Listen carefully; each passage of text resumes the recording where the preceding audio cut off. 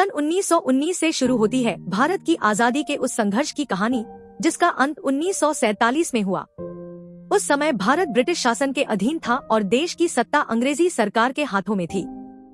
13 अप्रैल 1919 को अमृतसर के जलियांवाला बाग में एक ऐसी घटना हुई जिसने पूरे भारत को हिला दिया। बैसाखी के दिन बड़ी संख्या में लोग वहां इकट्ठा हुए थे। ब्रिटिश अधिकारी जनरल डायर सैनिकों के साथ वहां पहुंचा और भीड़ पर गोली चलाने का आदेश दे दिया। बहुत से लोग मारे गए और घायल हुए। इस घटना ने अंग्रेजी शासन के खिलाफ भारतीयों के गुस्से को और बढ़ा दिया। इसके बाद भारत में आजादी का आंदोलन लगातार मजबूत होता गया। 1920 में असहयोग आंदोलन शुरू हुआ। भारतीयों ने विदेशी वस्तुओं का बहिष्कार किया और अंग्रेजी शासन के खिलाफ शांतिपूर्ण तरीके से विरोध किया। फिर 1930 में सविनय अवज्ञा आंदोलन और नमक कानून के खिलाफ आंदोलन ने अंग्रेजी सरकार को चुनौती दी। जगह जगह लोग स्वतंत्रता की मांग करने लगे। अंग्रेजी सरकार ने कई आंदोलनों को दबाने के लिए गिरफ्तारियां और कठोर कार्रवाई की, लेकिन आजादी की आवाज लगातार बढ़ती रही। फिर आया साल 1942।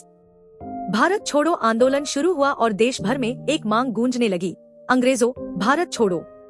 कई नेताओं को गिरफ्तार किया गया और आंदोलन को दबाने की कोशिश की गई, लेकिन स्वतंत्रता की इच्छा अब करोड़ों भारतीयों के मन में बस चुकी थी। आखिरकार साल 1947 आया। 15 अगस्त को भारत स्वतंत्र हुआ, लेकिन आजादी के साथ देश का विभाजन भी हुआ और भारत तथा पाकिस्तान दो अलग देश बने। विभाजन के दौरान लाखों हिंदू, मुस्लिम और सिख अपने घर छोड़कर दूसरी तरफ जाने के लिए मजबूर हुए। लोग पैदल, बैलगाड़ियों और ट्रेनों से सफर कर रहे थे, लेकिन कई जगहों पर यह सफर बेहद खतरनाक हो गया। सांप्रदायिक हिंसा भड़क उठी, लोगों की हत्या हुई, घर जलाए गए, परिवार बिछड़ गए और महिलाओं के खिलाफ भी गंभीर हिंसा हुई। ट्रेनों पर भी हमले हुए और कुछ ट्रेनों के यात्री हिंसा का शिकार बने। इन घटनाओं ने विभाजन को इतिहास की सबसे दर्दनाक मानवीय त्रासदियों में से एक बना दिया। इस हिंसा में किसी एक समुदाय के लोग ही पीड़ित नहीं थे। हिंदू, मुस्लिम और सिख तीनों समुदायों के लोग मारे गए, घायल हुए और अपने घरों से विस्थापित हुए।